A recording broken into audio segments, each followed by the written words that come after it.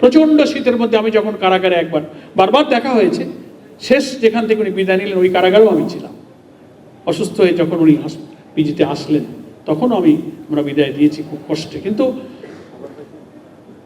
12 সালের ডিসেম্বরে এক শীতে আমি যখন প্রথম কারাগারে গেলাম, প্রচণ্ড শীত, ঠিক মাগরিবের আগে উনি মীর কাসেম আলী ভাই যে ডিভিশন বিল্ডিংয়ে ছিলেন, আমাকে সেখানে নিয়ে যাওয়া হলো। উঠছি, মাগরিব কেবল কাছাকাছি, আমার গায়ে কোনো শীতের পোশাক নাই, একটা শার্ট প্যান্ট পরা। মীর কাসেম ভাই জড়িয়ে ধরলেন, উনি কোর্ট থেকে আসলেন আবেগে, কাঁদতে কাঁদতে বললেন যে পরোয়ার ভাই আপনি যে কত কান্দাইছেন আমারে, আপনি শীতের কাপড়, অ্যারেস্ট হয়ে গেছি তো, কাপড় চোপড় কোথায় পাবো, ডিবি অফিস থেকে নিয়ে গেছে ওখানে। নিজের সোয়েটার খুলে বলল দিয়ে যে এটা আমি লন্ডন থেকে আনছি, সোয়েটারটা হাতে দিলেও পারতেন, আমার গায়ে উনি পরাই দিলেন।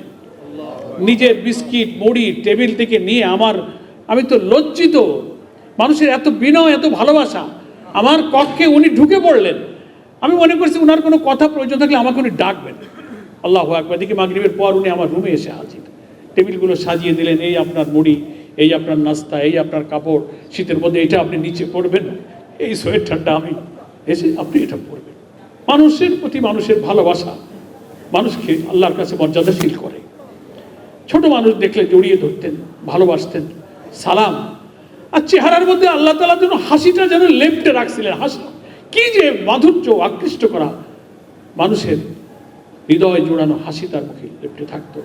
ধৈর্য ছিল অসীম, এত কষ্ট কারাগারে থাকা অবস্থায় তার বড় সন্তান, তার মা আদালতে প্রতিদিন এত অসত্য তথ্য দিয়ে দিয়ে মানসিক নির্যাতনের সীমা ছাড়িয়ে গিয়েছে, কিন্তু ধৈর্যের পাহাড় কোরআন কেতাব বুকে নিয়ে আদালতে উঠছেন আর নামছেন, আর মুখের মধ্যে সেই মুচকি হাসি, তারকার রশ্মির মতো মুচকি হেসে হেসে তিনি আদালতে জীবনটা কারাগারে কাটালেন। রুচিশীল পোশাক পরিচ্ছদ, তার দাড়ি, তার চুল, পাঞ্জাবি, টুপি। আপনারা যারা জেলে গিয়েছেন তারা তো দেখেছেন, বাইরের লোকেরা একটা টের পাবেন না, বাইরে যে সাইদি ছিল রুচি আর ধৈর্য আর ভদ্রতার দিক থেকে, ভেতরেও সেই সাইদি ছিল আলহামদুলিল্লাহ, যেটা মানুষের পক্ষে অসম্ভব ছিল। সুধীবৃন্দ, পড়াশোনা যে কোনো কঠিন অবস্থায়, বাইরে তো উনি প্রচণ্ড স্টাডি করতেন, তার বাসায় যারা গিয়েছেন আমাদের দেখার সুযোগ হয়েছে, তার যে কেতাব, পড়াশোনা, তার সংগ্রহ, এক একটা আলোচনায় একটা আয়াতের উপরে, দুইটা আয়াতের উপরে কথা বলতে গিয়ে কত তথ্য উপাত্ত, জ্ঞান, বিজ্ঞান, আন্তর্জাতিক নানান তথ্য প্রযুক্তির সব দিয়ে তিনি একটা আয়াতকে, একটা তফসিরকে তিনি মানুষের মধ্যে প্রতিষ্ঠিত করেছেন। ভাই একই কথা তো অনেক ওয়াইজরাও বক্তৃতা করেন, একই কথা, একই আয়াত, কিন্তু ডিফারেন্সটা কি?